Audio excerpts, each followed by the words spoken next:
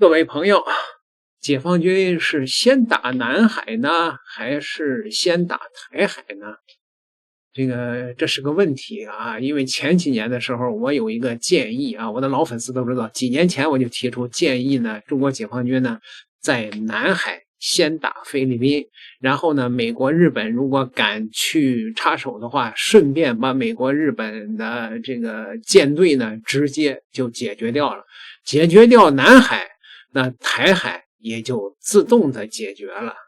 台湾问题从来不是这一个岛的问题，而是美国及其亚洲走狗的问题。那打台湾呢是一个系统性的工程，而且呢，我个人从这个情感里面来讲呢，我也不愿意台湾呢变成一片火海，因为咱们两岸都是中国人，对吧？那打菲律宾呢，显然就没有这一层的顾忌呢，你就放开手在南海打。那有人老是说，那如果台湾在背后插手，你觉得台独分子敢在背后插手吗？如果插手，那就太好了，那不就一块解决了吗？对不对啊，朋友们？你看我的这个观点呢，现在呢可能越受到中国的这些战略家们的他们的这个重视吧。你看现在呢，中国在南海跟美国的对峙啊，中国派出了这个南海舰队，保持了一个高压和决战的态势。美国的航母灰溜溜的跑了，美国的驱逐舰在海上莫名其妙的断电了4天啊，是吧？那驱逐舰都在海上的那个就死机了啊！你看美国现在呢灰溜溜的撤出了南海，在南海对菲律宾动手，中国已经有很多的准备了，甚至连拖船的演练前2天都练了。这个时候不妨就一鼓作气，直接把菲律宾问题解决掉了。而中国的一些评论家大 V 也是劝中国政府啊，赶快动手吧，机不可失啊。演训强制夺船与强制脱离这个动作绝对会让菲律宾方面感到不寒而栗。这次强制夺船与强制脱离船只的演练，虽然地点是发生在黄岩岛附近海域，但它极有可能针对的目标恰恰就是菲律宾在仁爱礁上坐滩的那艘破军舰，也就是马德雷3号。假如我的这个判断是准确的话，那也就意味着经过了27年之后，中国对于拖走菲律宾那艘坐滩的破军舰这件事情终于提上议事日程上了，甚至开始进入了倒计时了。那么中方为什么这样做？我觉得这一个方面反映出中方这些年以来对于言而无信、反复无常的菲律宾这个国家的忍耐已经到了极限了。我们知道菲律宾是在1999年趁中国之危，利用美国轰炸中国驻南斯拉夫大使馆的机会，我们全国人民都在关注这件事情，他突然派出马德雷3号冲上了仁爱礁的礁盘上面，然后说我搁浅了、漏水了、发生了事故了，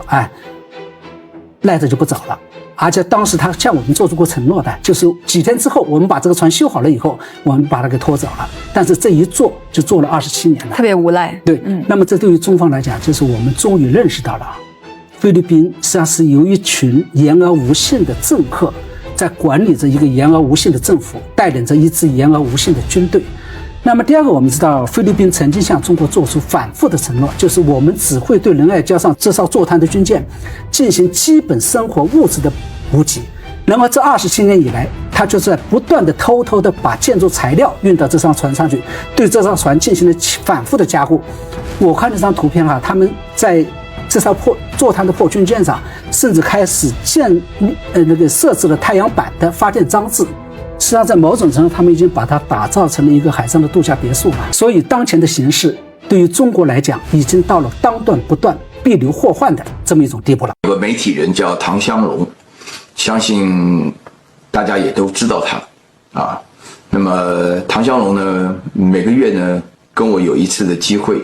啊，我去参加他的节目，然后呢谈一谈1个钟头的时间。我今天回来以后呢，受到了一个蛮重要的一个震撼。唐湘龙跟我提出一个观点，改变了我很多想法。我在这边的话呢，深入的谈一下这个观点，作为呢我对这方面的了解来跟我的这个好朋友们分享一下。唐湘龙讲的观点的话呢，我简单称之为就是地缘历史哲学。这个地缘的话呢，它主要讲的就是南海，他认为南海是最重要的。那地缘历史哲学呢，就是强调说是我们在地缘发展的历史上面呢，提出一些比较深入的思考那我简单称之为地缘历史哲学。他之所以有这个题目的由来是因为这几天特朗普呢，就是懒得跟所有的国家提出的个贸易协商，直接用发信的方式，先是发了14封信，然后又发了8封信，一共22封信。这22封信当中呢，几乎涵盖了所有的亚洲国家，尤其是呢，所有这个涉及到跟南海地区有关的国家。那么对于唐湘龙来讲的话呢，我觉得呢，因为平常看这个新闻的关系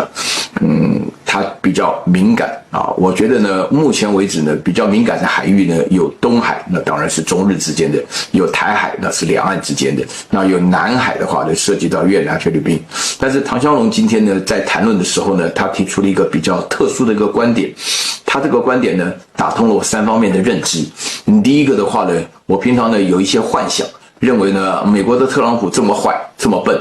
他搞的这种关税的话呢，天怒人怨，很多人会联合起来的话呢，对他共同的这个抵抗。这个他当然是特朗普指的就是美国了，就是说是欧洲加拿大啦这个澳洲纽西兰日本韩国都会联合起来一起对抗美国。那么这个想法呢，在经过唐湘龙的解释以后呢，我觉得是有一点过度乐观那为什么呢？我这边跟大家解释一下。他这边说呢，他说整个地缘关系就是南海这个历史当中呢，所有的帝国主义的主要的国家除了陆权国家像俄罗斯这种那么他们的话呢，在南海都有一杯羹我这边讲一个例子大家就知道了。美国有菲律宾嘛英国的话有马来西亚，有香港有新加坡嘛那个法国的话呢有越南嘛葡萄牙有澳门东帝汶，荷兰的话呢有印尼。所有的海上强权在帝国主义的时期都跟南海有这个地缘上的关系，有这个地缘的历史。那因此结合在一起，地缘历史哲学就是说明这些国家就叫做西方国家，他们本身基于南海的共同利益，基于南海的历史记忆，不会轻易的把这块肥肉给让出来。所以我觉得的话呢，这个唐湘龙讲的这个观点的话呢，让我突然了解到，原来我们一直认为说这个世界有公理有正义结果这个世界只有利益只有这个拉帮结派那么现在的话呢，中国面对的海上的压力其实是非常大的所以在这种情况之下，唯一的例外就是日本人用武力吸收了整个南海。所以那个时候1947年的时候那么这个南海本身在交回给中国的过程当中的时候呢那基本上是把日本人原有的力量转交给由这个台湾这边来领有这个南海我们有这个东沙岛有这个太平岛等等这些岛屿之间的区分当中的话呢，是一个悬而未决的一个不置可否，主权从来没有明确过。那大陆的南海行为准则的话呢，基本上的原则就是主权明确，利益共享。但是这个利益共享没有这么容易主权要明确也没有这么容易我觉得呢，这里头呢让我有这个3点的结论第一个，南海的问题极有可能是极其困难的然后呢，想要能够彻底达到主权明确，包含了南海地下资源的利益共享的话呢，那我看样子是终必一战或者说是一定要让这些老牌的帝国主义的国家能够认清楚，这个主权的归属的话呢是没有任何问题，但是这里头是困难，这个困难不是3到5年的问题而已是一段非常长的时间。因为大家要了解，我刚刚念的那些国家包含了整个老牌的帝国主义国家，那么他们基本上原有的利益的话呢就不会轻易的放弃，所以他会搞事情。所以这样子的话，我心里就明白了菲律宾在搞事，越南也在搞事，那甚至于整个中国的处境来讲的话呢，对于其他的国家也不用太信赖，也不用太这个一厢情愿，最主要的是站在实力的地位来发声音。那么这个是一个南海问题应该有的态度。然后第二点的话呢，就是我现在才突然明白啊，为什么解放军一定要大幅度的发展海军啊？听到什么055啊、052啊、这个057啊什么的啊，尤其是辽宁舰啊、山东舰啊、福建舰，以及接下来的话呢，要以核能动力为主的航空母舰啊，什么舰载机啊、歼15啊、歼35啊，这个各方面以及6代战机什么的啊，我现在才明白这个道理，因为重点就在南海，南海非常大，南海的话呢，据我所知，比2个新疆合起来都还大。啊，那在这种情况之下的话，大家可以了解到，啊，这个海上的力量的话，一定要发展。这个也是为什么，就是说解放军发展海上的力量，不是为了台海，更不是为了东海，就是为了南海。啊，那么第三个事情呢，就是说呢，这个呢，不是我们原来会以为两岸的问题，这个台海的问题，怎么不赶快放到台面上呢？要解决啊，台海的问题根本就不是问题。我们哲学有一个概念的啊，最早先是亚里士多德提出来的，叫随附而治啊。什么事情呢？你要达到这个目的的，你要做另外一件事情。我必须强调，两岸之间的问题，两岸终将统一，两岸必须统一，两岸必然也会统一，是大陆既定的政策，这个没有问题。但是呢，解决的方式是不可能直接来解决它的，这里面要用随附而治的逻辑，意思也就是说，当你把南海的主权确立以后，台海的问题就随附而治，自然解决了啊。否则的话呢，如果说你不能够先透过随附而治的概念，如果你要直接解决台海的问题的话，你所招致的结果是南海的主权一样没有解决，那么南海没有解决，台海也不可能解决。所以说呢，未来的路长，未来的路远，未来路的话呢，既长又远，而且的话呢，是可望又可及的。因为大家了解到我们应该如何进行对于台海的发展的话，那么有南海的主权只要明确，那么你说任何事情就可以迎刃而解，船到桥头自然直。所以说呢，讲事情、讲问题、讲重点。台湾的名嘴坚定的红统派苑举正教授这两天也接受了